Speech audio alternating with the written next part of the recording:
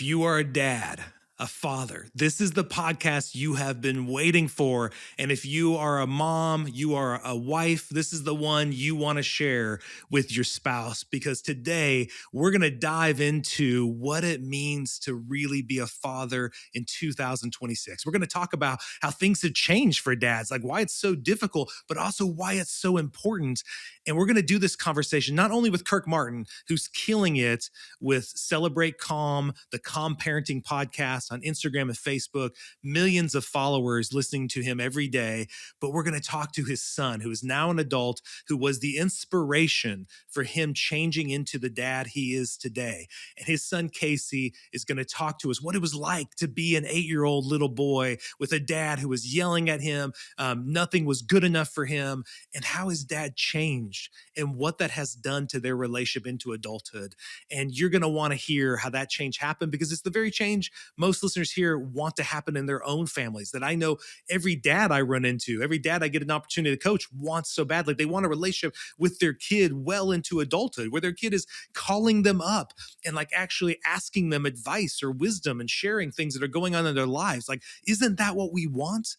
Well, in this podcast, you're going to get some hope and you're going to get some practical steps on how to do that. So take a moment, sit back, get ready to hear some great wisdom, some really funny anecdotes along the way.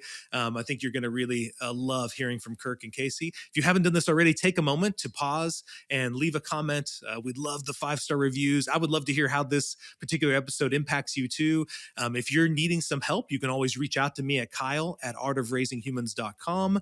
And I would love to see if you're a good fit for our coaching program to help coach you to become the dad, the parents that you're wanting to be. But without further ado, let's just take a moment to listen to and learn from Kirk and Casey Martin. Welcome to the Art of Raising Humans. The Art of Raising Humans is a podcast designed to support, equip, and encourage parents on how to create long-lasting, deeply connected relationships with their kids that's free from fear and shame. Come join us on the journey.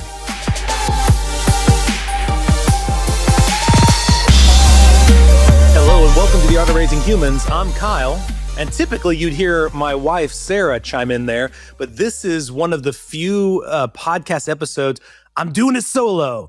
And I'm doing it solo because I want to talk about some dad stuff. I want to dive in deep to what it's like being a father in 2026. I want to dive in deep to topics like alpha males and beta males, and can dads cry with their kids, or is that a wussy thing to do? All that kind of stuff. And so when I was interested in this topic, I thought, who better to bring on this show than Kirk Martin from the Celebrate Calm podcast? And if you have not checked that out, go check it out today, because it's awesome. He's amazing. He's currently killing it on Instagram with over 1 million stinking followers on Instagram. He's growing every day on Facebook. I saw today you have over 500,000 on there. It's ridiculous. And every day he's giving you such great nuggets about how to parent kids that are going through difficult struggles. But even more so, what we resonate on is how our kids and their issues can transform us as parents, but specifically dads. So then I was like, I don't want to just talk to Kirk because I've already heard him. I want to talk to his son, Casey, too. So today you've got a special treat where you're going to get to hear Casey and his dad talk together about this journey that I know so many of you are on. If you're listening to this, so many of you are on this journey about what is going on with my kid and how do I change it? And you still haven't yet maybe seen the power of when you stop trying to change your kid, you actually allow your kid to start to change you. And that's what your kid is hoping will happen. They don't want their issues to cause your life to suck. They want their issues to be able to be loved and embraced by you. So welcome, Kirk and Casey Martin. Kyle, this is awesome. We're excited. Yes, I'm glad you're on. Well, if you could kind of just, I know you gave a little tidbit before, Kirk, about what the story was like, about how you had this son, Casey. Casey, you're how old now? I am 32. That's what I thought. Now. I thought 32. So many years ago, Casey, I actually want to hear from you, because I remember he was telling me, at least what I remember from listening to the stuff he's put out there. I think you were like 8 or something, and like you were just like getting in trouble at school all the time. And what was going on? What was your problem? What was my? I was just a very intense kid, and now I'm an intense adult. But hopefully, I've learned how to rein that in a little bit. It was around the 8 to 10 time period that I was just getting in trouble with teachers. Couldn't sit still in class. Always had to be moving. And then I'd get home and pick arguments with my dad, especially because he didn't understand me for some reason. And yeah. Oh no, you know what? I understood him. It was just looking at his struggles was triggering me because I had the same struggles. So it was immediately like, well, I don't want to see my son making the same mistakes I did or struggling with the same things. So I think you said this before, Kyle. I think I was trying to change myself by changing him in a way. Well, you wanted to feel like what I've struggled with, Kirk, in a similar way is I want them to succeed so I don't feel like a failure, you know? And so when I'm looking at these, it almost seems, it's weird, but it does seem almost easier to try to make you successful in ways I can't seem to make myself successful. Yeah. You know? Yeah. Very true. I think it's a natural impulse is to change other people. I think right? that external control almost seems easier than the internal one. And that's also because no one ever showed us it, right? Like, I mean, I know you didn't have that model, Kirk, for you. You didn't see a dad learning to control himself and then teaching you to do it.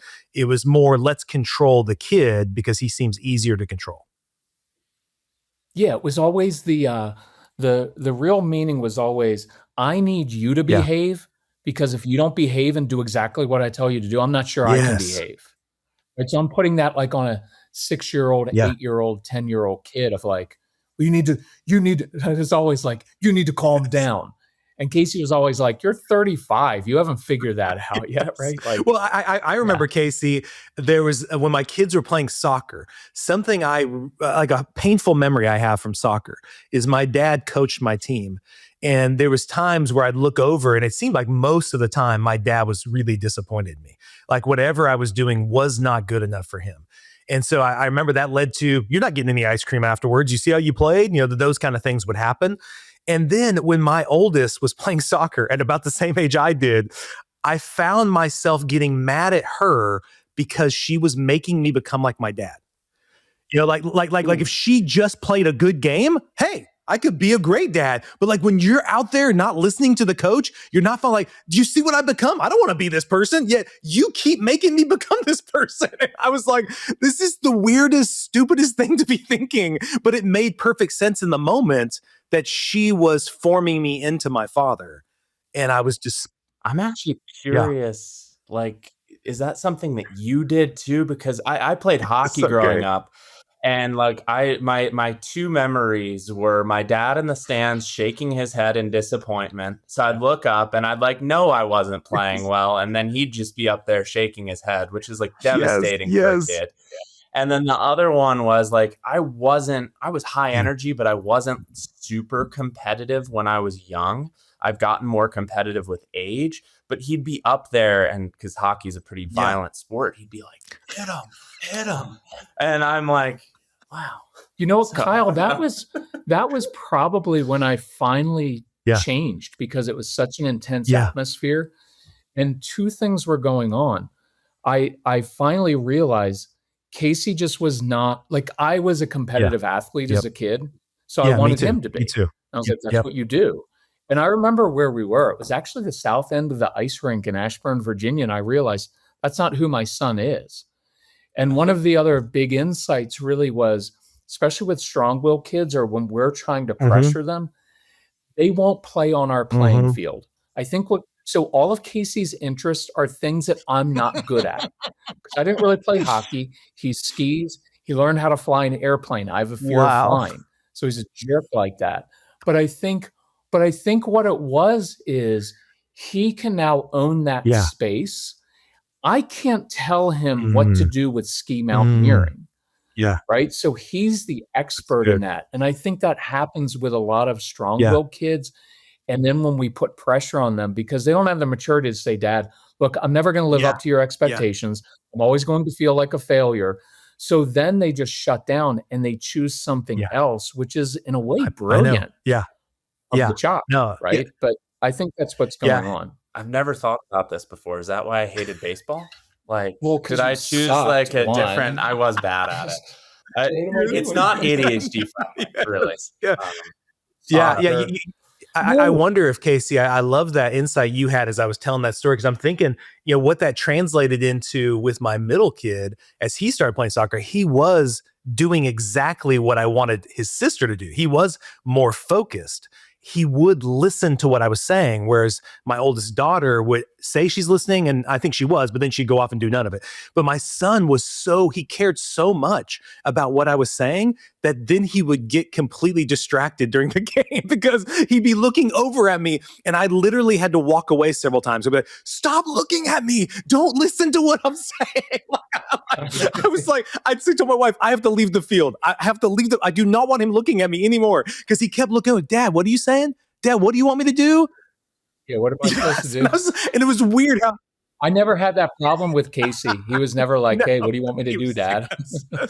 Yes. Now, both of you have been diagnosed with ADHD. Both of you share this similar kind of struggle with attention, right? So I'm curious about how that has played a role, because I know a lot of parents, when I'm coaching them, you'll have, I think, a great opportunity. Well, I'll see a dad has ADHD and his son has ADHD, and mom is struggling to help that kid, but it's hard to kind of really understand how to help him because she doesn't understand how his brain works.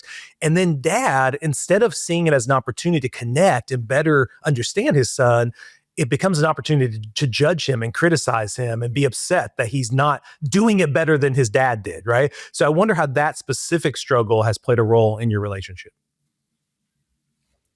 I'll do that one. So I think when I embraced that and I was like, oh, like when Casey would walk into a room, there'd be like a little glimmer in his eye. And I was like, I know he's going for a reaction.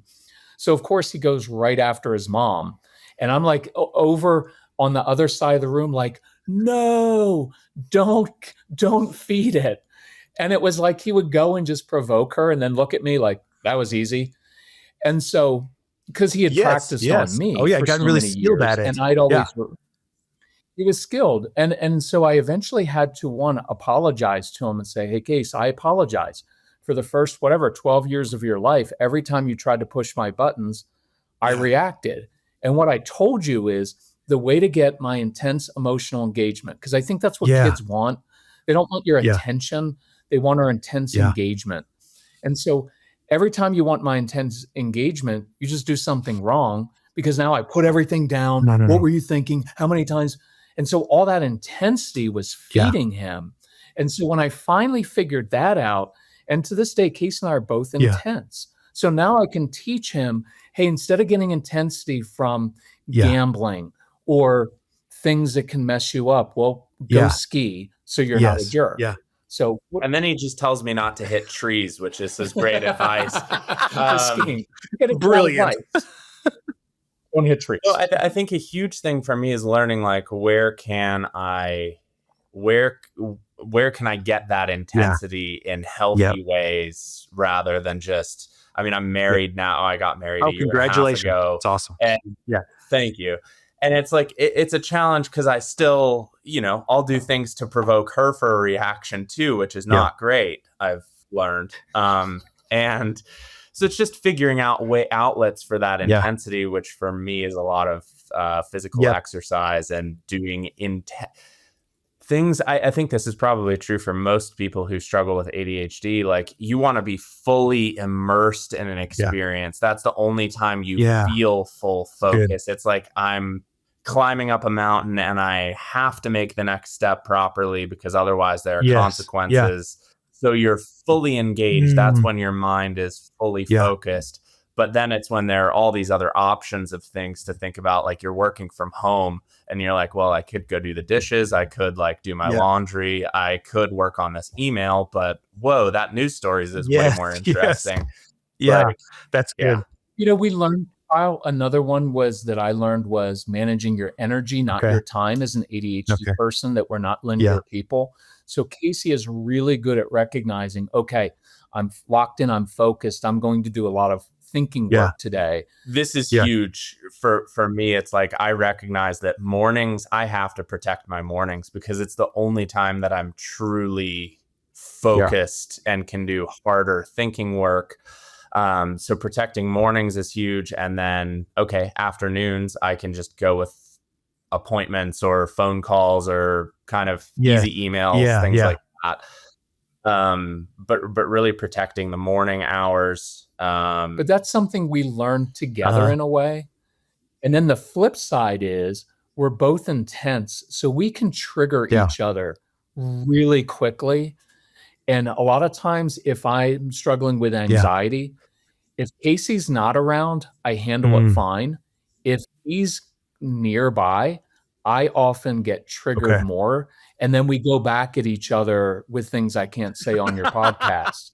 Well, we do handle it very quickly. It's done in like 30 seconds. But like, you'd probably have some things to add to this because it also triggers that like pre-change dad memory of like before when I was like 8 years old and my dad would just absolutely and that's what I want to hear from you guys because that's a big thing, Casey, is so many of these dads, when they finally do realize, and even the moms as well, their kids are about your age, maybe like 8 to 10, and they'll be like, man, is this too late? Have I messed it up too much? And so I'm wondering what was, I'd love to hear how that went from both of your sides, right? Because you're a little kid watching this, and lots of these kids will be like, I'll wait to see. I'll wait to see. I'm not going to fully trust this and truly believe this. It's going to take some time to buy this. And then that sometimes makes the parent just give up because they're like, I've been trying for 2 months. It isn't working, And I'm like, no, the kid he doesn't trust it yet. Right. So I'd love to hear how that went for you guys. Yeah.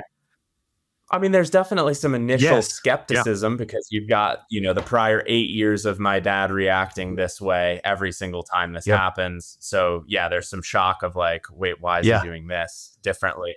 But the other thing I'd have to say is, you have 8 years, only a few of those were really conscious. So you don't have a lot of like, I feel like the kids can kind of change and learn to trust a little faster. The process for the adult, and now I recognize this, like I didn't recognize this when I was 10. I wasn't like, oh, wow, my dad is making these great changes and he's working so hard to break the patterns from his father who yelled at him and hit him and like, sorry.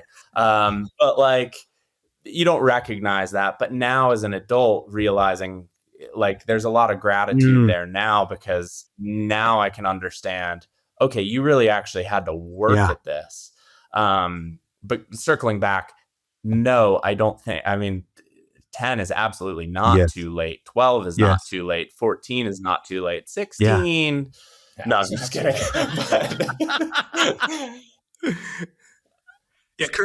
No, but I feel like kids respond pretty, we'll be skeptical and we'll also like push and test. I feel like I would do things. I feel like I ramped it up more at first because I was like, ooh, are you really actually going to stay calm here or are you going to lose it like you always have? And Kirk, I want to hear your response. But Casey, I think kids do that because we're asking, like, you said the kid will believe that, like the kid does, I can't remember how you worded it, but the way I was thinking, like kids want so badly to have a safe, trusting relationship with their parent.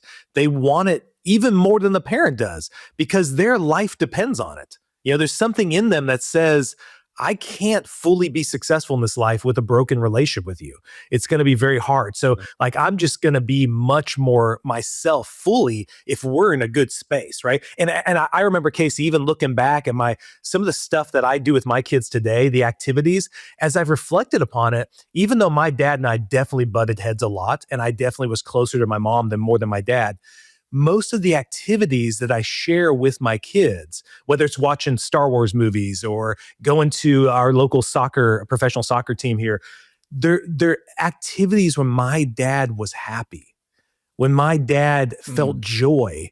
And so I think about that, like, I think as a kid, when your parent is actually in a good place and they actually feel joy, it allows you as a kid to just, okay, cool. I don't have to worry about anything. I can just be a kid. I can just have fun.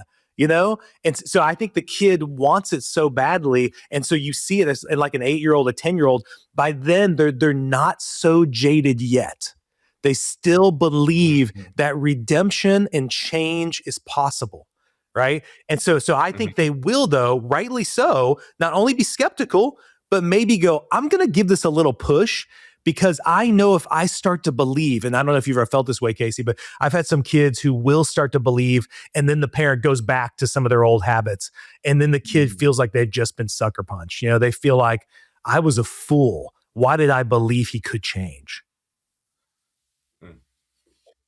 That would be really hard. I didn't personally share that. Your dad made a change and he started going that direction. What was go ahead, Casey. Oh, no, go ahead. Well, I was thinking, Kirk, what was the hardest thing in that when you look back to that? I know a lot of dads who are thinking, man, I want to make this change, but what was the hardest thing for you to change? Like, if you broke that down, if you remember those first few years, what was the thing you were most focused on transitioning? I think it was that instant reactivity that was always there. So I began doing really simple things. Sit down. It's really hard to yell at kids or anyone else when you're sitting down. You just feel stupid. And then I started just, instead of yelling, I actually, the shortcut that I teach with guys is do the opposite of what you're doing now. If you're marching into a room, we'll go in and sit. If you're lecturing all the time, ask questions. And then I use a lot with guys analogies of like, in your corporate office, right? Like, sales are down. You don't go around like, what have you been doing all day? Sales are down. You're going to get fired.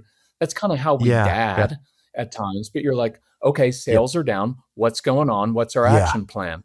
And it's almost talking to your kids in a problem solving way that we're actually good. Like, some of these things, Kyle, I think men are actually, I don't want to say, but we have that even matter of fact tone that I use a lot with strong-willed kids. Men do that very well. That's how we live our lives. And our natural thing in work, I use the quarterback analogy, right? A good quarterback isn't like, you guys keep running the wrong route and fumbling. Let's go score. That's kind of what we do in our guy world at work. We're one way. And then we walk through the front of the door. There's Legos on the floor and people are having emotions. And then we freak out and start yelling. So it's almost like, come home, walk through the front door, and then act like you do at work. Because if you have a young colleague that's messing up, you're not like, you know what, screw up again. You're done. You can do that. Or you pull them aside and say, look, I've seen some good work from you. You've got promise.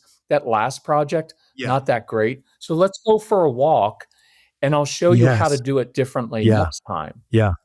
And see, that's where guys get tripped up, I think, because they're like, in modern days, like, well, do I have to talk like my wife talks to the kid? I know.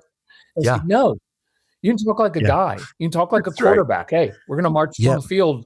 And I think that helps. And one other thing that when I work with men especially is focus on changing yourself, but don't try to change the relationship. Yeah, that's good. Right? Because then it's like, hey, I'm really sorry, buddy. Hey, am I doing better? And then it puts pressure on the child. To make you feel better. Yeah. Yes. Now it's like, hey, aren't I doing better, son? Instead, it's like, no, if you truly change yourself, your kids are going to know because they have a really strong BS. When you say that, it makes me think of early on when the first thing I wanted to change, Kirk, what I was going to do different than my dad is I was going to own my crap. So if I messed up, I'm going to come say, hey, I didn't talk to you the way I want you to talk to me. I'm sorry. Will you forgive me? Right. So I was getting pretty good at that. But that was happening probably daily for several weeks. And I remember my oldest, who is she does have a good BS meter, is my oldest just, hey, Dad, I really appreciate that you're so good at coming back and saying you're sorry. And why don't you just change? Why don't you just change? She's like, none of this thing you're doing seems to be shifting any of it. So like, if the goal is to not keep yelling at me and reacting constantly, why don't you just do that? And I was like, dang it. She's so right. Like I thought me just saying I'm sorry would make it change, but it's like, I think it actually. Go ahead. Oh, I will say though, I do feel like I totally get that, and also I do think it made a difference that when the recovering faster kind of idea, where it's like, I did lose it today, and I'm sorry. And like owning that is very powerful, because that is also some sort of growth and recovery as well. Like, we learn to trust you through that also. So that's something, I mean, you did that where you'd, lose it on day 3 because I didn't clean properly or left a mohawk strip in the grass or something when I mowed it. So the recovery is important too, and that's another way to build trust, I think. Ooh, what Casey, can you tell me? I love that, because a lot of, as I'm thinking of a lot of boys in particular, but girls do this too, but boys in particular, when dads, I'll tell them, a big part of changing this is you got to be doing the follow-up. Like, you got to follow up with your kid after there's been a conflict, there's been a big blow up. If you don't come back and like reconnect about it and learn from it, just like in a business way, you're going to keep repeating it. Like, you got to come back and learn from it, right? But so many kids, in your case, when they're 8, 9, 10, they don't want to do it. Like, the parents say, he won't do it. He won't follow up with me. He won't have a discussion about it. So how did that eventually, was that a problem initially when dad was changing? Like, he's wanting to talk about this, he's trying to make changes, but then you were resistant at all to him having those discussions with you? I don't think so. I mean, I could be wrong. I don't think I was. think he was so relieved that I wasn't yelling at him. It was like, good, right? Like, it's kind of like, and plus it was kind of, at that time it wasn't that advanced. So it was like, hey, sorry, Case shouldn't have yelled at you. It's my own anxiety. And then I went off. Right. But that's fine, right? Like, it doesn't have to be like, let's sit down and go through, because that's like, please. Like, your older daughter would be like, Dad, I already get it. Like, we don't need to deconstruct for 20 minutes just because you're a therapist. That doesn't. Some kids are resistant to like compliments, and he has this idea of like drive-by praise where you like just quickly say like, hey, good job on that today, and then you walk out of the room, because it takes the pressure off of the child to respond in a certain way. And I think you're kind of the same with apologies and stuff like that. And he was very good about that. It's like, hey, let's go shoot the basketball for a few minutes. Let's go play catch. And then he says, I'm sorry in the midst of that. And then we just go do something else and change the topic. Like, that's enough. I think parents really have to let go of the idea that they're going to get a response from their child. That's so good. Like. Or somehow, like it's going to solve the issue. The kid's going to show this deep insight. Well, to that point, Casey, I just had a kid in my office a few weeks ago, and he's very resistant to having any kind of follow-up. So I'm trying to figure out what it is. So I'm talking with him, and he's just like, they're boring. Like, it's boring and it goes on forever. So I said, well, I don't think they have to be boring. Like, let's try this. And I have like a little basketball thing that can hang up on my door in my office. I'm like, how about you and I play basketball against each other, see who's better, and we'll talk about it while we do it. And so like, he's shooting, and I was just like, hey, the other day, it seems like you had a big issue. Oh, you made it. Awesome. How did you feel that went with your parents? And he'd be like, well, I didn't like how they did. Oh, that's great. What if they had done this? And we're just shooting the hoops as we're doing it. We're competing. Yeah. And then I said, how did that go? And he said, I liked it. That was kind of fun. And so we do a lot with no eye contact. Yeah. Like, playing catch, building with Legos on the floor with little kids, because then you're not staring at them. Like we were like, it was like, okay, my sole focus, I want to change, but I don't want to assume that like an 8-year-old or 10 or a 15-year-old is all into that. So like, going for a drive, like, hey, let's go Taco Bell, grab a couple tacos on the way. It's like, hey, Case, that didn't go well. I apologize. Or, hey, the way you were just talking to your mom, that doesn't work in a house. I'm curious what's going on. So I like the I'm curious phrase, because it's not like, why did you do that again? Because that's kind of a typical guy thing that puts kids on the defensive, versus like, hey, something's going on. I'm curious because I want to help you not do it anymore, because I don't think you want to do it. And then it can be, it doesn't have to be that long. I feel like this is also broadly applicable to relationships. Of course it is. Like, if my wife and I have to have a hard conversation, it's a lot nicer to go for a walk than to like sit across from each other. I don't know. We need to have a talk about our relationship. I was like, we don't. it takes some of the pressure off, like changing the environment, not just like coming into your kid's room. And well, I'm even thinking, Casey, I remember early on when we first were married, and I would be like, we would be coming back from church, and I'd be like, hey, honey, I've got some things to do this afternoon. Could you and I talk about something later tonight? And like the whole day, she would be nervous about what that. And by the time we got, it was something simple. It wasn't even a big deal, but it was like, she just like, okay, what is it going to be? What's he going to tell me? And I'm sure our kids feel that way too, where they're just like, so that's me. Like, I'll get a text from my wife and it'll be like, can we talk tonight? And my whole day is ruined. And it's what did I do? And it's nothing, but like, it's just a difference in how we communicate. So I've just asked, like, hey, if you're going to text that, can you at least give me like a little bit? You don't need to tell me the whole story, but, or like preface it with like, everything's good here, but like, you know, give me a little info so I'm not just sitting here like, oh no, what did I do? You know, what I want to do and make sure we hit upon this, Casey, is the reason why your dad, I mean, Kirk, you're what? You're in your late 50s, right? Can you tell he's in his late 60s?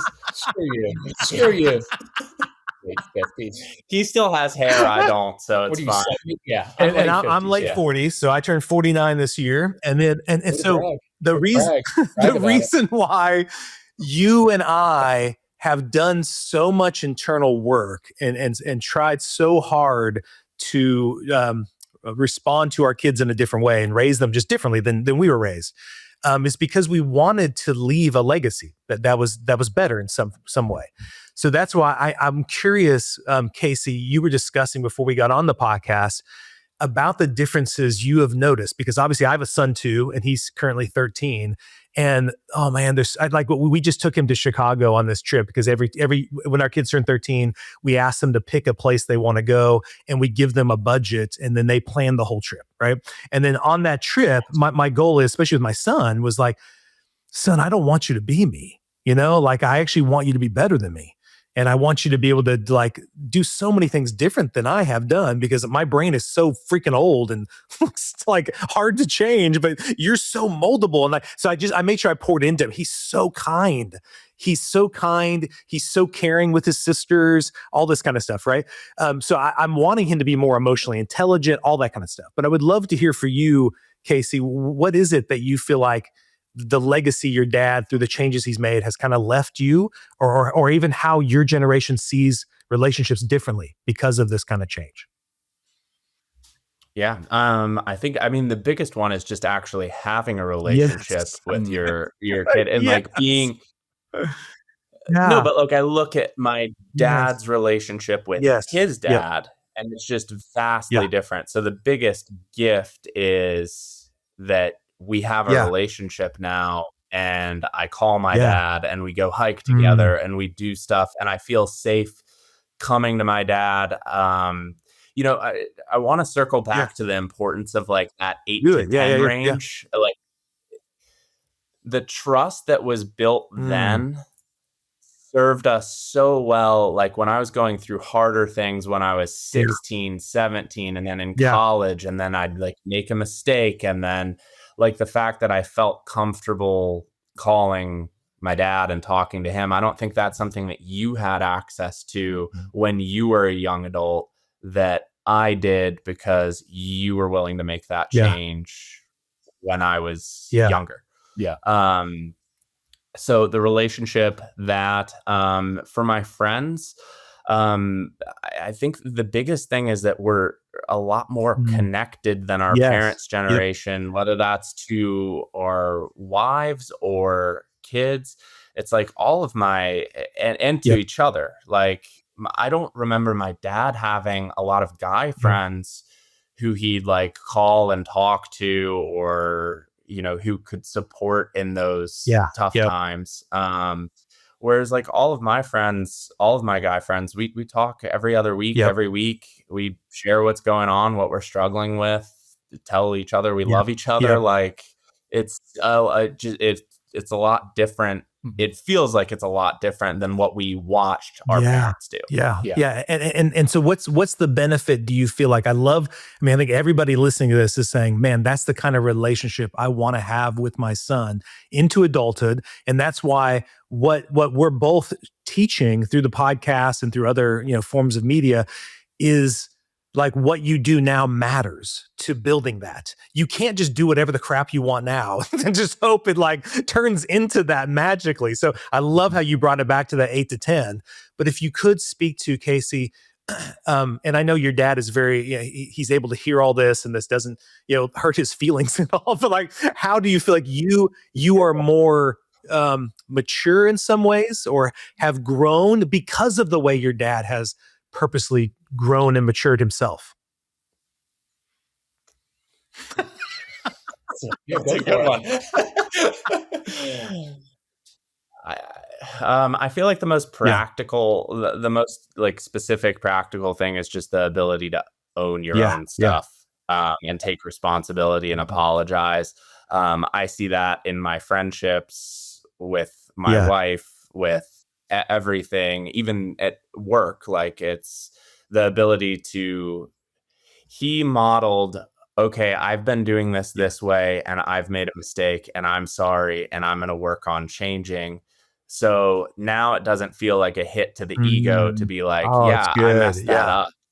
That's like, everybody messes things up. I'm comfortable saying I'm sorry and working on things. Well, so and the thing I heard you say too, Casey, maybe tell me, I seem like I was getting to that you kind of raised the bar on what you want a relationship to be like. Like maybe before it was like, we just see each other at a sporting event, or we talk at work. That's my friend. Like, there's like, the bar was super low, and you'd be like, do you even know what he's scared about? Do you know what worries him? Do you know what his marriage is like? Like, I remember, Casey, just kind of feeling myself. I had a friend of mine who he liked to come over and watch soccer games with me. So we're both fans of a team in England, and he'd watch it. And he started to get to where he was getting really mad at the team. He'd be yelling at the team a lot. And I remember my wife was like, I don't really want him coming over if that's what he's coming over for, right? So I remember confronting him and just said, listen, maybe you're confused why I bring you over. Like, I ask you to come over. I like to watch the games, but I really come over to have conversations, man, about how your marriage is going, how your kids are. And if yelling at the TV is your goal, you can do that in your own house. Like, you don't need to do it in mine. Yeah. So like, I wonder for you, do you feel, well, he stopped coming over, dude. So I was like, he chose the latter. He chose the latter, but it told me he did not have the desire to move deeper, right? And so I'm wondering for you. Or capacity. Or maybe the capacity. Yeah. I was thinking. That's what Casey's talking about, is probably it comes much more naturally to him than it did to me, where it was like, at first it was like, I'm feeling vulnerable right now, right? Like, and it was awkward. And to him, I just see it as like, in his everyday life, it's just part of who he is, not necessarily something he has to like work on in that sense. Well, also we kind of like, I'm going to speak for some of my guy friends here, but like, we watch all of our girlfriends when they go through a hard time, they have like 80 people to call and talk to. And we're just like sitting alone, like, well, we don't really talk about that, so I'm not going to call my friend for help. Like, we just watch sports. So probably a little bit of it is like, oh, hey, we could learn something and actually talk to our friends. And then we too could have a support system when things go wrong. And I love, with putting both those together, I love what you just said, Kirk, about how parenting our kids differently, like we're moving away from fear and shame and us controlling them and dominating them and intimidating them to behave. It helps them, it helps increase their capacity to then be able to like be more aware of stuff going on in them, to also invite people in, like Casey's saying, to be a part of that.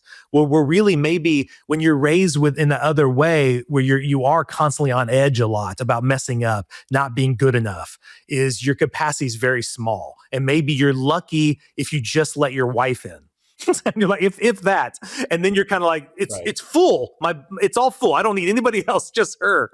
And then you're like, no. Like, I think because women in general, they have practiced that skill of being more vulnerable and talking, right, and sharing, then their capacities may be greater to be able to have that kind of, and bring people into it.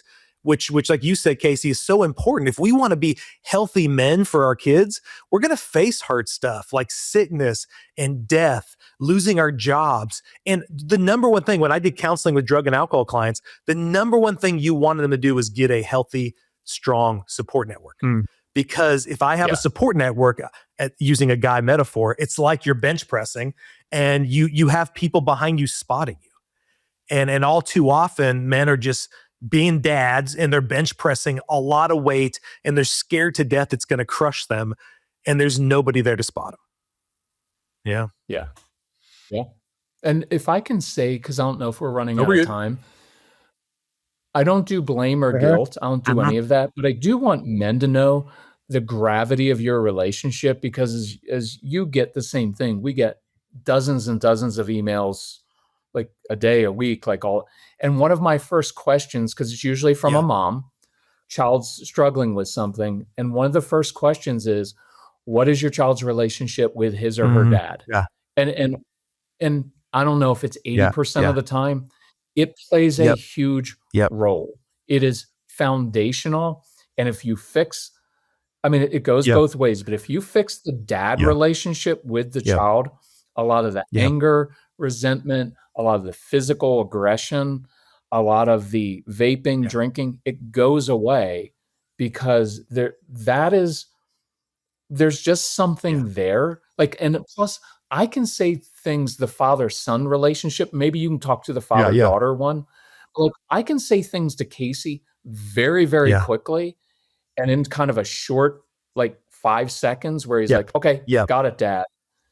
Because we have that trust, that maybe it doesn't come across the same way from his mom. Right. And so that there is something to the dad being very involved. And so for the men, that's a great, like, it's an awesome power to have. And just like my favorite parts of my life now are like when Casey's like, hey, dad, can I talk to you about this? And it's like, my grown son is coming to me asking me for my wisdom. And that's what you always want. But when they're kids, he's not like, dad, you have so much wisdom.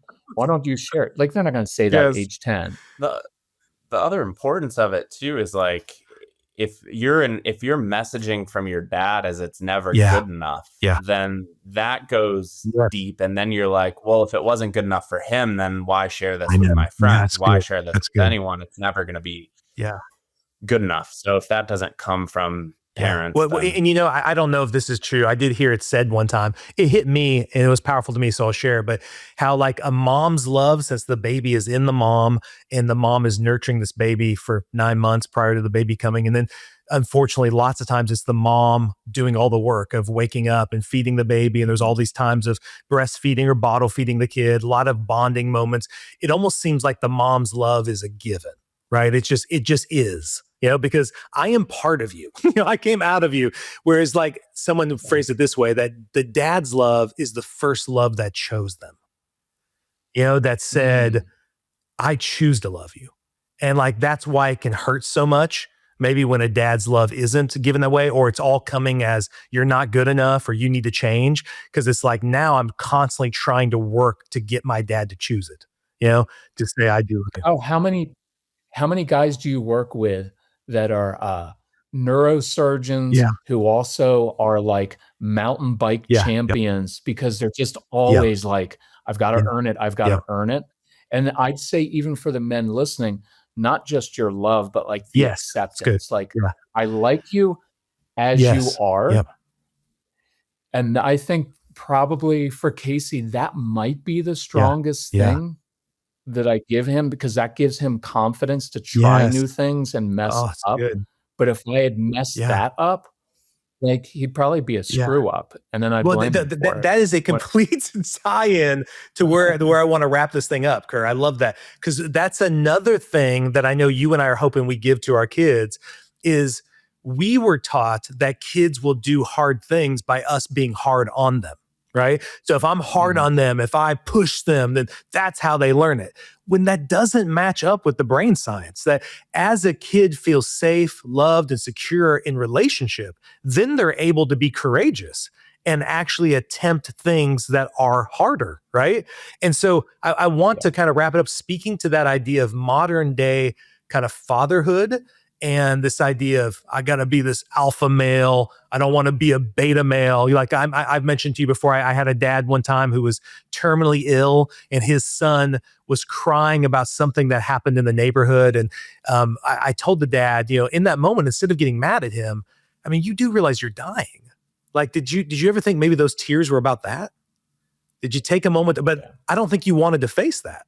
Right. Like, I think the kid wished dad would have just held him, because I think it had nothing to do with that. But he's thought, I'm asking my son to be a wuss if I hold my son while he cries. Right. I need to tell him to get over it. Stop letting those kids bother you. Right. So if you guys could speak to that about this whole, I'm sure you guys face it all the time on social media that like you're just a beta male. You're not being tough enough. And I want to hear your thoughts, Kirk. And Casey sees these things. So I'm wondering what Casey's response is or what he thinks of that. So. I did an Instagram post once, because it's funny, like, the guys who go out and do like the deer hunting, which is awesome and very, very cool. I wish I was more like that. But I started to think, and I was like, okay, you got up really early in the morning and you went out by yourself and stood in like a deer blind by yourself and then shot something, came back, and I'm like, that's what you're already naturally good at, not communicating with other humans and doing individual activities. So I'm like, that's not that hard. The alpha male thing is, I just worked all day. I'm stressed. Traffic's really bad. And I walk through the door of my home and I've got 2 or 3 kids. One of them screaming. The other one's upset. My wife's frustrated. If you can walk into that situation and lead and de-escalate, that's way harder. Like, Casey and I do a lot of outdoor stuff. Like we live out in the Tetons. Like last summer, I want to brag. Do it. Like, I pretty much made it up like middle Teton. That's like 13,000 you're so tough, feet. dude. He's afraid of heights. I'm afraid of heights. Everything. And so it was an Way to go. amazing accomplishment. Well, and I'm proud of you. Thank you. Don't be condescending now. So but that isn't that hard, because that's like my goal. It was kind of individual. But like, being able to handle people when they're really emotional, and it's pulling and you're wrestling with like my dad was born in 1923. Wow. Like, he was a Depression era, World War II. Like, you didn't have that modeling. So I do want to say this to the men who are listening. I'm really proud of you, because you're breaking generational patterns, and you're not there yet, but you're probably way better than your dad was to you. So keep going with that. It's worth the hard work. As Kyle pointed out, I'm a lot older than him, because he's a jerk, and he had to point that out. But I'm also more accomplished than him. So I'm kidding. But like, Casey doesn't care. Casey's not like, Dad, you have 1 million followers. Like, he doesn't care. He mocks it. I mean, I did tell you, I did. He was at like 900 and some thousand. No, I was at 500. Oh, he was at okay, fine. I missed the details. See, it's never good enough. So he was at like 500,000 followers, and I was like, "Let me know when you hit 1 million, then I'll be proud of you." So all that march up, I'm like at 900, and I finally get to 1 million. I'm like, he goes, "Yeah, that was okay." That's awesome. Talk to me again at 2 in 10 years. But if you were to ask Casey, he doesn't care about like all those other typical guy things. It's like, you're not your dad. Yeah. Like, and we have, like, to his credit, like, Casey. What do you mean I don't care about all the other guy things? Well, but like the things of like typical success like things, him right? killing it at work and him, all that kind of stuff. Yeah, he doesn't care. But like, to his credit though, like, I'm learning things from him, which is cool. So it's this whole relational. Last summer, he took me on a 3-week hiking trip, so we could just like talk, hang together. Like, so it's worth the work. I mean, the work accomplishments are cool. Yes. I do care. It's just that at the end of the day, I care a lot more that I can call you and talk to you about. Yeah. Like, it's great what you're doing at work. It's great what you're accomplishing, like, with your passions and your interests, but it's also great. It's better that we have a relationship. So at the end of the day, that's probably number one. Like, your career is great. Having a relationship with your kids. And I love it. What I think is so cool, and this is really humbling, Kirk, what you said, and it's something that the sooner you can realize this, the better, is that your kids are going to teach you as much as you're going to teach them, if not more. Like I see the whole idea, and you talk a lot about this, that discipline is just discipleship, and that I think discipleship, when and parenting, what's so cool about it, it can be a two-way street. I mean, there's ways my kids are constantly discipling me. I remember that this was a moment where I'm not proud of it, but my dad came over to the house. He's at the house. He starts asking me questions about something, but some kind of thing between me and my brother, and I'm getting kind of annoyed about it. And I'm like, Dad, just leave it alone. Like, why do you keep asking about this? And he's like, he starts getting all mad, and then now, since I'm a grown up, I can just tell him to leave my house. So I'm just like, leave the house, Dad. I'm tired. I don't want. So like, he's like, okay, and he leaves the house, and I'm feeling kind of. And my daughter, she was 14 at the time. She comes down and goes, where did Papa go? And I said, I told him to leave the house because I was really sick of him asking about this thing between me and your uncle. And she goes, Dad, that's not how we do it. Come on, let me show you how to take care of this. So she says, get your phone out. We're going to text him right now. You don't want to talk to your dad that way. And it was awesome. And like, she walked me through the text, what she thinks would be best to say to help resolve the conflict. And then I got to walk them through that whole weekend. Eventually, my dad and I did have a conversation. I did admit to him that what he said, I probably needed to hear, but I didn't like how he said it. And that's why I got triggered by it. And it was a really great moment to show the kids, but it was all inspired by my kid raising the bar of like. Now, do you bring that up to your daughter when she says things to you incorrectly? Are you like, hey, I really don't think you. Yes. She, I mean, she just recently too, I remember like she wanted to do something like go on a dance. And I don't know why I had a big deal about her going and doing this dance, but I was like, why do you want to go to this dance? And she said to me, she said, Dad, like I thought you wanted us to talk with open hands. And it seems like on this subject, you just get closed fists. And I'd like us just to be open-handed about it. Can we do that? And so just using those kind of things, I'm like, oh my gosh, like my kids are helping my marriage be better. They're helping me be a better friend because like they no longer think yelling at each other is ever helpful or ever good. Yeah. That's yeah. awesome. So I think that's hopefully the legacy we're leaving with our kids is a generation that instead of saying, well, the world is hard, so let's treat you with harshness. Instead, let's go change the freaking world. And make it to where it doesn't think that's acceptable or needed. Yeah. Totally agree. I'm excited because I think their generation, they're not going to struggle with the same things that you and I did. Yeah. Right. And they'll have that We'll just connection. have You'll have different struggles. You'll be able to connect and do things. You'll never be as successful as I am. But you'll be, I'm just kidding. No, because I think his generation I'm never going to have 1 million followers because I don't talk in public. So, well, hey, if you could, guys, I want to thank you so much for doing this. If you could wrap up, give me some kind of ending thoughts at all that either one of you might have, just like ending thoughts for our listeners, what you'd like to leave them with. I'd say for the men, start slowly. Just change one thing in yourself. Don't be like, I've got to change my whole outlook. It's like, okay, pick coming home from work in the afternoon. How can you de-escalate? Come in, sit on the floor, ask questions. And then I'd say the number one thing for men, affirm your kids for what they're already doing well without adding, but if you would. Just do that for a week and watch how they respond to you. Because when I first started that with Casey, I thought, oh, he's going to get soft and not try hard. But like you said earlier, he wanted my acceptance, but what he knew is I could never really get it. So when I started saying, hey, that was a good job on that. Hey, nice effort. Then he worked harder. And it was a really cool thing. So just start with something simple like that. Casey, any closing thoughts for you? Love that. My encouragement would just be stick with it the same way you do at work with a boss that you don't like. And in every other area of life, because it is worth it. It's absolutely worth it. That's good. And we be patient with us because as kids, we will try to provoke you and see if you're actually making changes or if you're just talking about making changes. And so just like being patient and sticking with it. When we're continuing to challenge you, it's not going to change overnight. That's good. That's good. Okay. So keep that hope. Don't give up. Yeah.